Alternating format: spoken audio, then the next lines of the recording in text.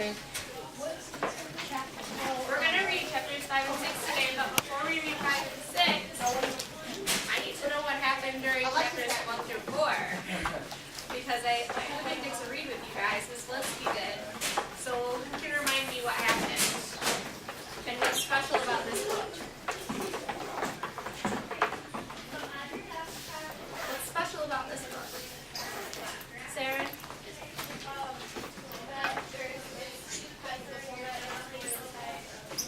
Yeah, and whose stories are we hearing? There's two stories, right? Isabella, what's one of them? Yep, so one of them is Phoebe's story and the other, Mel, is Sal's story. And how are we hearing these two stories? Okay. Sam? On the way to Sal's mom's house, her grandparents want to hear a story, so she tells the story of Phoebe, and then... Right, so they're on their way to Sal's mom, right? Because Sal's mom is in, where is she in? Idaho, yeah. So Sal's mom is in Idaho, so she's on a trip with her grandparents, and she says over and over again in the text, 6 days. She's going to give a car 6 days with her grandparents, right? And on the way, her grandparents were like, tell us a story. And she starts telling the Phoebe story. So what do we know about Phoebe's story?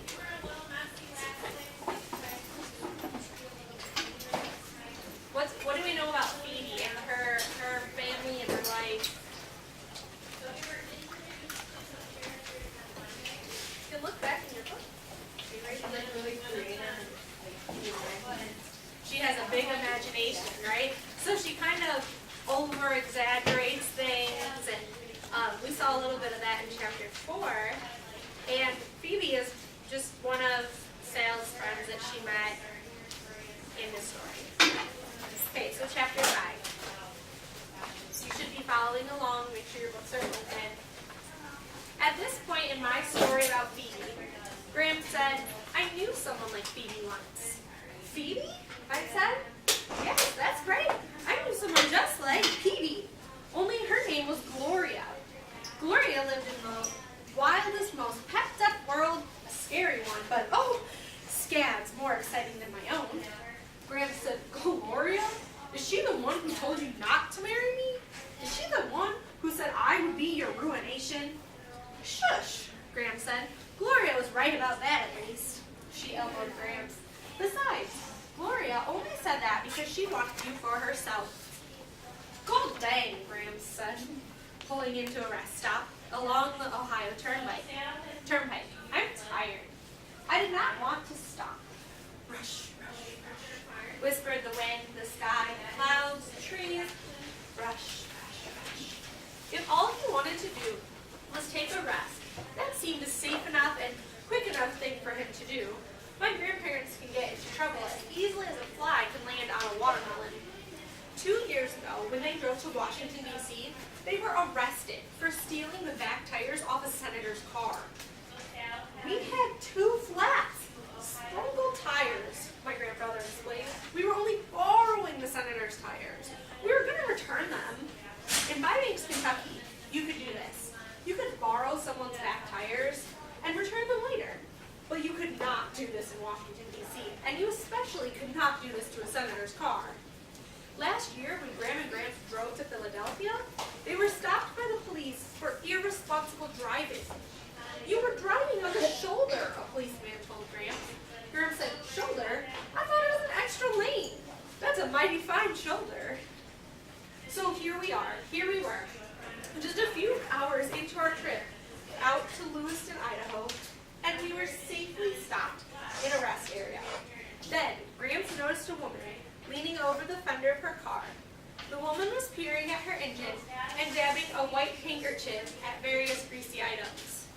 So, Lord, read what happens next. Excuse me, I have to make a middle school announcement, please. The Lapeer Community Schools is starting their middle school bowling club. And I have enrollment forms down here. It's for boys and girls. The first practice is February 20th. Competition begins sometime in the middle of March. They're encouraging girls as well because they need girls to make up teams. So if you're interested, please come to the office for a sign-up sheet. Thank you. Bowling is really fun. My friend got a scholarship to SVSU on bowling. So if you're interested, you should sign up. But before we go any farther, we just heard some pretty crazy stories about Grandma and Gramps. So do we think that this rest stop is going to be a simple, we get off, we go to the bathroom, we get back in the car and go? So why don't we think that that's going to happen? Saren? Because it says that, she mentions all the past trips where they've gotten in trouble, and then they go to the rest stop right after she says all of that. Right, the author explains to us all the things that happened to Grandma and Gramps in the past on their trips, and now they're at a rest stop. And what has Gramps spotted out of the corner of his eye? Meryl? A damsel in distress. A damsel in distress. A woman, right? She's got her handkerchief out, standing over her car. Excuse me, Gramps said gallantly. I believe I see a damsel in some distress. And off he marched to her rescue. Gramps sat there, patting her knees and singing, "Oh, meet me in the tulips when the tulips do bloom." The woman's white handkerchief, now spotted with black grease, dangled from her fingertips as she smiled down the back of Gramps, who had taken her place leaning over the engine. "Might be a carburetor," he said, "or maybe not." He tapped a few hoses. "Might be these dang snakes," he said. Does Gramps sound like a very experienced, what's the word be for that? Car worker? Mechanic, yeah. Does he sound like a very, how do we know that? Snakes. Austin? Called the wire and all that stuff, snakes and... But yeah, the book says that he called the hoses snakes. Okay. Oh my, the woman said. Snakes? In my engine? She's kind of confused. Gramps waggled the hose. "This here is what I call a snake," he said. "Oh, I see," the woman said. "And you think those snakes might be a problem?" "Maybe so." Gramps pulled on one and it came loose. "See there," he said. "It's off." "Well, yes, but you..." "Dang snakes," Gramps said, pulling out another one. "It came loose. Looky there, another one." The woman smiled, a thin little worried smile. "But..." So Gramps just pulled those hoses right out of the engine. 2 hours later, there was not a single snake still attached to anything to which it was supposed to be attached. The carburetor lay dismantled on the ground. Various other pieces of the woman's engine were scattered here and there. The woman called the mechanic, and once Gramps was satisfied that the mechanic was an honest man who might actually be able to repair her car, we started on our way again. "Salamanca," Gramps said, "tell us more about Phoebe." "Phoebe," I said. "Phoebe Winterbottom." "Yes, that's right," Gramps said. "Phoebe." So, that chapter was kind of different. Why do you think, Sharon, why do you think Sharon Creech put this chapter in the book? It doesn't talk about Sal, really. It doesn't talk about Phoebe. Meryl? I think he's kind of just showing what Sal's during the trip are like, and also kind of just about their trip and what they have done. Yeah, I like that. Some background information, tells us a little more about Sal's trip. Anyone else? More information, right? Isabel? Tells us about him Yeah, so this is Sal's grandparents. This is who she's dealing with on this whole trip, and they're trying to give some background information. Avery? that second story for the first one. Yeah, it's part of the first story, right? So we've been focusing on the last 2 chapters on Phoebe's story, right? On what's happening in the past with Phoebe and Sal. And now this chapter jumped back into the present and the trip that they're taking. It's the first story. Chapter 6. What was the diabolical thing that happened to Mr. Cadaver? Gramps asked. "You didn't tell us that yet." I explained that just as Phoebe was going to divulge the purely awful thing that had happened to Mr. Cadaver, her father came home from work and we all sat down to dinner.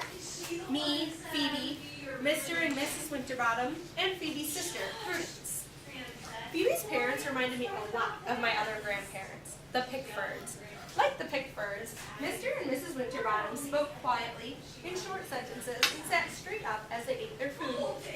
They were extremely polite to each other, saying, "Yes, Norma," and "Yes, George," and "Would you please pass the potatoes, Phoebe?" and "Wouldn't your guest like another helping?" They were picky about their food. Everything they ate was what my father would call side dishes. Potatoes, zucchini, bean salad, and a mystery casserole that I could not identify.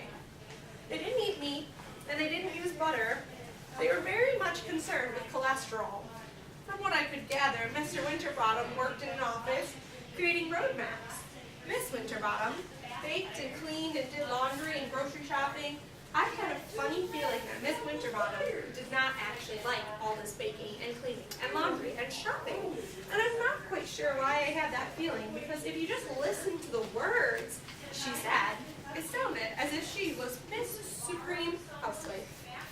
For example, at one point Miss Winterbottom said, "I believe I've made more pies in the past week than I can count."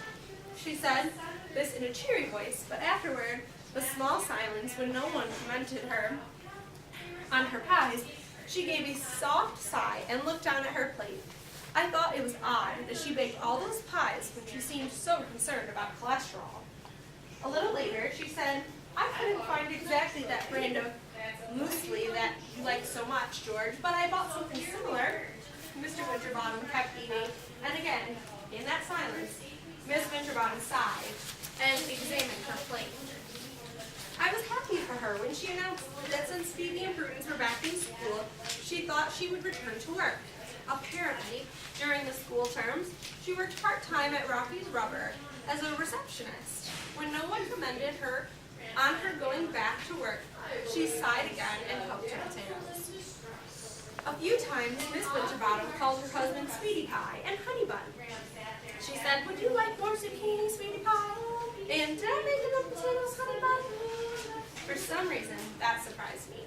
Those little names she used. She was dressed in a plain brown skirt with white blouse, and her feet were sensible, wide, flat shoes. She did not wear makeup, even though she had a pleasant brown face and long, curly yellow hair. The main impression I got was that she used to being plain and ordinary, and she was not supposed to do anything too shocking. And Mr. Winterbottom was playing the role of father with a capital F. He sat at the head of the table with his white shirt cuffs rolled back neatly. He still wore his red and blue striped tie. His expression was serious, his voice was deep, and his words were clear. "Yes, Norma," he said deeply and clearly. "No, Norma." He looked more like 52 than 38, but that was not something I would ever call to his or Phoebe's attention. Phoebe's sister, Prudence, was 17 years old, but she acted like her mother. She ate prettily, she nodded politely, and smiled after everything she said. It seemed peculiar. They acted so triumphantly tidy and respectable. After dinner, Phoebe walked me home. She said, "You wouldn't think it to look at her, but Mrs. Cadaver is as strong as an ox." Phoebe looked behind her as if she expected someone to be following us. I have seen her chop down trees and lug their remains clear across the backyard. Do you know what I think? I think maybe she killed Mr. Cadaver and chopped him up and buried him in the backyard. "Phoebe," I said. "Well, I'm just telling you what I think, that's all." That night, I lay in bed. I thought about Mrs. Cadaver, and I wanted to believe that she was capable of killing her husband and chopped him into pieces and burying him in the backyard. And then I started thinking about the blackberries. And I remembered a time my mother and I walked around the rims of the fields and pastures and vinings, picking blackberries. We did not pick from the bottom of the vine or from the top. The ones at the bottom were for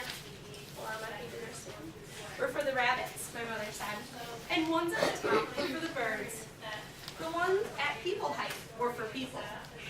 Lying in bed, remembering those blackberries made me think of something else, too. It was something that happened a couple of years ago on a morning when my mother slept late. It was that time she was pregnant. My father had already eaten breakfast, and he was out in the fields on the table. My father had left a single flower in each of the 2 juice glasses.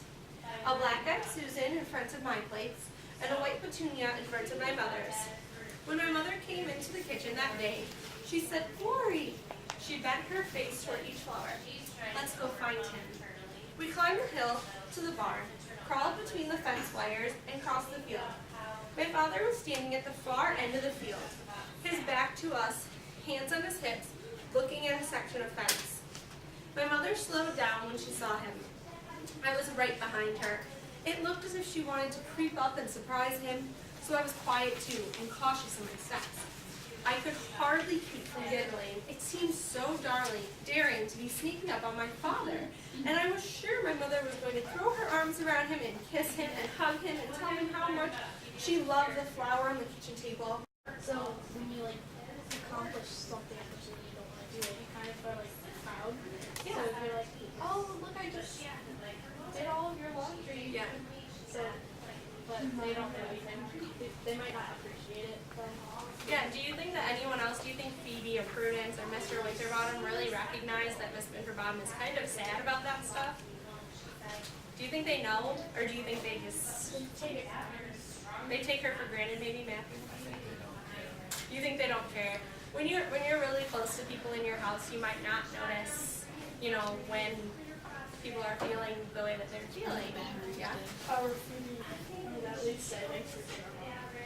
Right, and that's something that, they didn't talk about them doing that, right?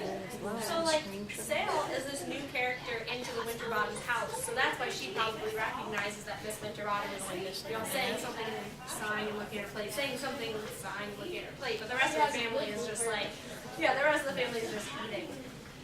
Okay, so today we have our response for chapters 5 and 6. They weren't super long. Yeah, they weren't super long chapters today, right? I want to read one more. You'll read one more, I think on Monday. No, you have doing writing on Monday. We don't have We don't have school on Monday. Yay. Or tomorrow. Or tomorrow, right? Okay.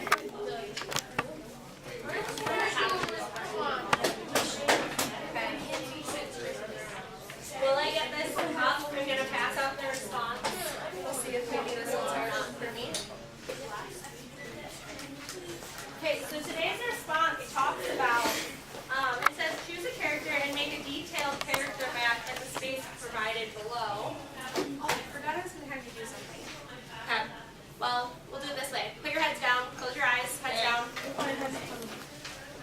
Heads down, no peeking, Austin, Avery. Okay. Cody, raise your hand if you know what a character map is. Okay. Heads up. I'm excited.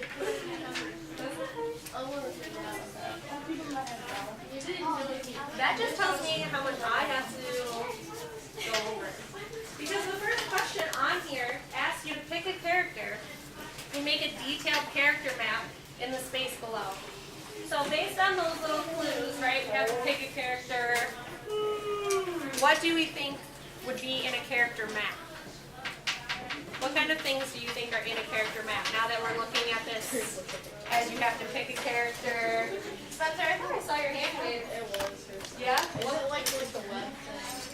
It is going to be kind of like a web, but what goes in the web? Okay, like their name, and then go like for like main things about them, and then you have their experience. Yeah. So, okay. Oh, I dropped it. Thank you, Mara. So Spencer is right. So character map is going to start with your character's name, whichever character you pick. We've got a lot to choose from now, right? Because now we can talk about who are our two main characters that we can talk about. Sal and Phoebe. And this one, why won't this work? Is the lens open? Yeah, I opened it. Is that- Yeah, I turned everything on. It just doesn't like it. Okay, but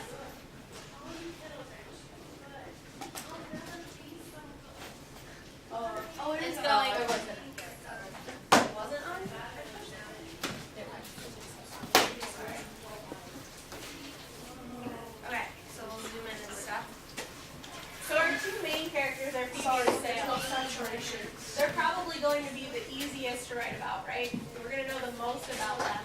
But what other characters could we choose from? What other characters could we choose from to put here? We know Sal. We know Phoebe. I'm not going to spell her name right, I don't think. Maybe I did. Miss Cadaver? Mr. Cadaver. Do we really know that much about Mr. Cadaver, though? Because it asks us to make a detailed character map. So I don't think we would have enough for that. Meryl, what did you say? Graham and Grams. Graham and Gramps. Because they just gave a description of like what they were. There's not Yeah, so we know a little bit about Graham and Gramps, right? So in some previous chapters, she talked about them, and then she also talked about them in chapter 5 a lot. Gramps. Yes, Gramps. Okay, who else? Aaron?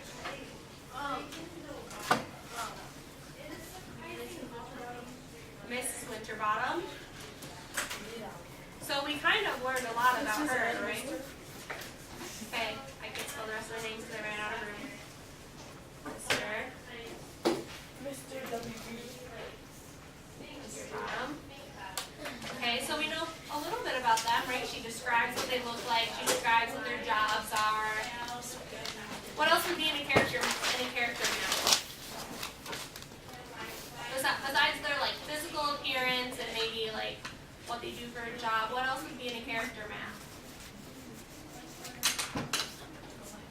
Carter. Cell, mother, and father. Well, they could maybe be one. I don't know if we have enough. You could try, but if you use Sale's mother and father, you might have to talk to me because you might not have enough information. Isabel?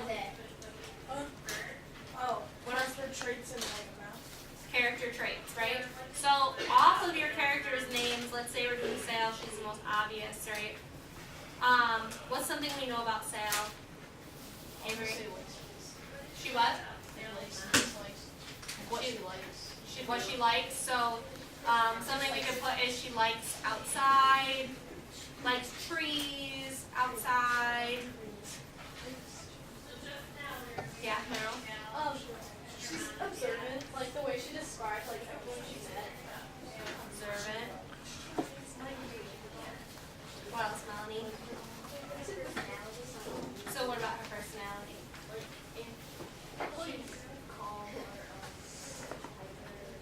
So how do you think Sal is? Do you think she's super hyper and running around, or do you think she's more calm and relaxed? She's like between hyper and calm. She's kind of in the middle, right? She's kind of an average 13, how old did they say she is? I think she's 13, average 13-year-old girl. You know, she likes to play outside and run around, but also she's not quite as hyper as maybe Phoebe. So we could put, so this is what you're going to be doing. And you need to make sure that when you're doing this, it says to make a detail. So as many things as you could possibly think of. What do you think, Miss Lewinsky? At least 5? Yeah, I would say, 5 to 7. At least 5 to 7 details. If you can get more than that, that's great. We're looking for personality traits. We're looking for things like maybe their age. What do they like to do? Can we go back just for a second? Meryl, I noticed you said she's observant. And I don't remember the text actually saying that. So as a reader, when the author doesn't directly tell us about the characters, how do you know she's observant? Well, I inferred from the text evidence. Okay, Well, so what text evidence? Well, I just kind of like when she described, for example, like the bottom, it just like the way what did she say? But it was kind of just like seeing the way she did this, I can tell that she doesn't like this.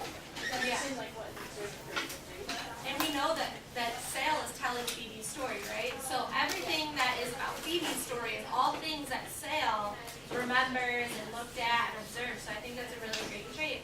Are there other things that we could infer from the text that maybe it doesn't directly say about Sale?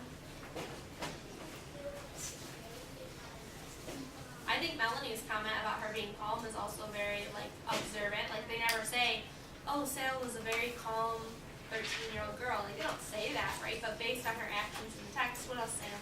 She has very good memory. Because like when she's eating that blackberry, like she can remember everything.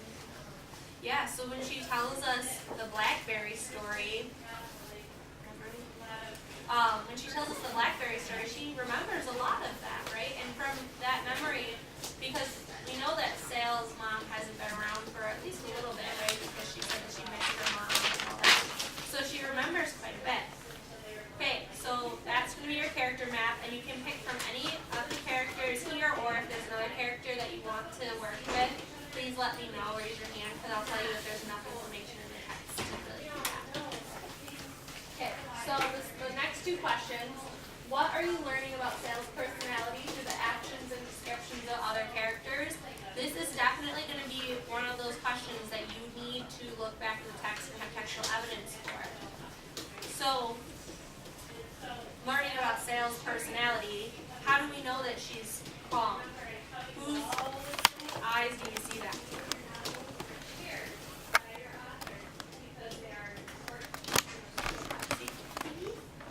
Through Phoebe's, right?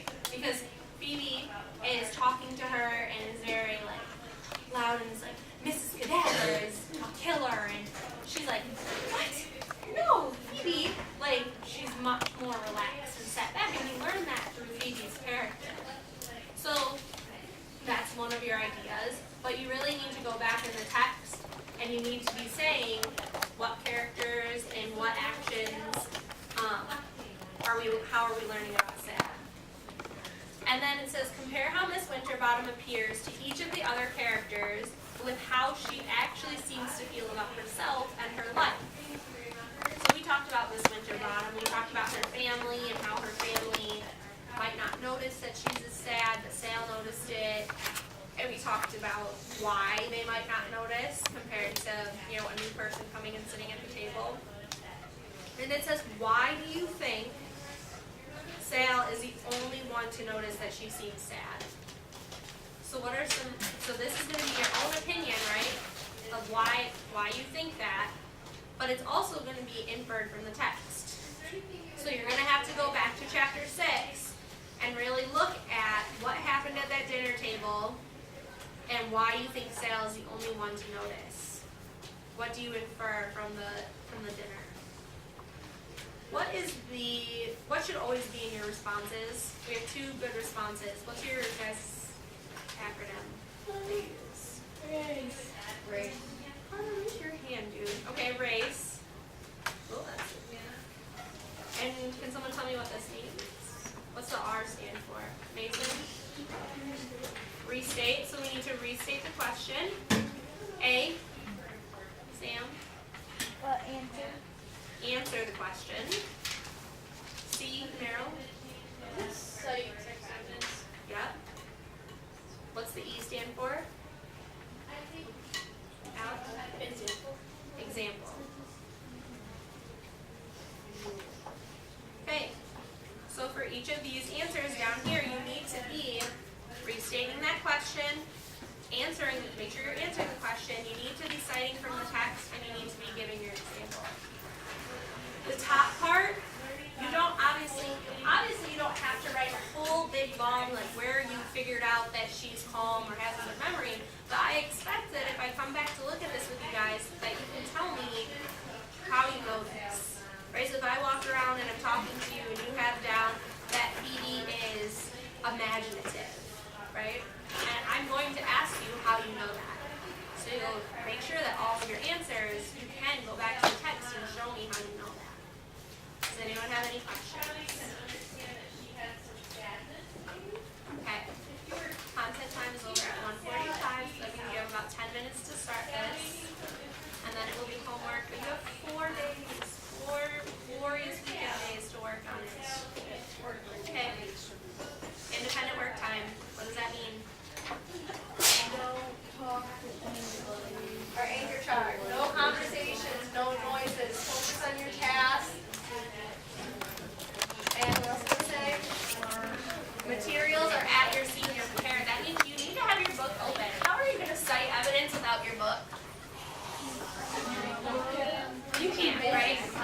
make sure that your books are open and you're working. Hey, don't waste your 10, 15 minutes. 15. I didn't know you don't have I can solve the problem. You should at least be able to get this top.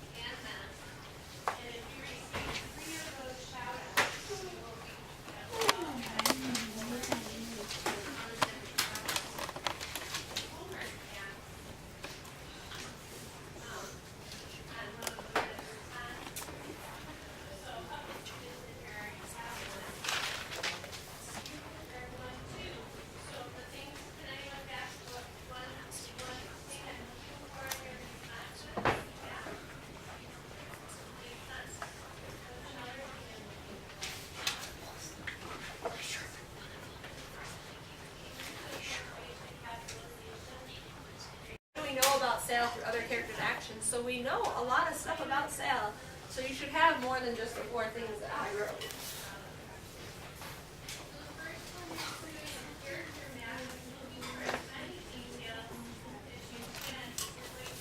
She's accepted.